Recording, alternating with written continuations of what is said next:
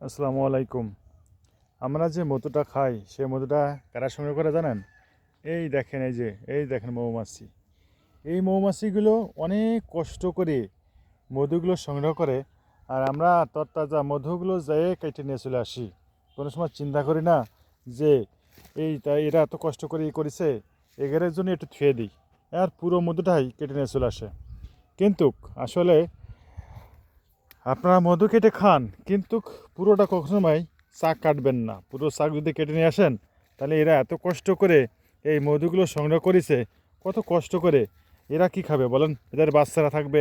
এ দেখেন একটা মধু কীভাবে একটা তিলে তিলে একটা মধুর মৌমাছি, সে তিলে তিলে কতটা কষ্ট করে এরা মধু সংগ্রহ করে। এরা কতটা কষ্ট করে মধু সংগ্রহ করে তা আসলে আপনি বোঝাতে পারবেন না, বা আপনি ধারণা করতে পারবেন না। দেখেন, তিলে তিলে এইসব ফুল বাগান থেকে ফুল থেকে মধু সংগ্রহ করে নিয়ে তারা জমা করে, আর আমরা সেইগুলো তরতাজাভাবে খেয়ে ফেলাই।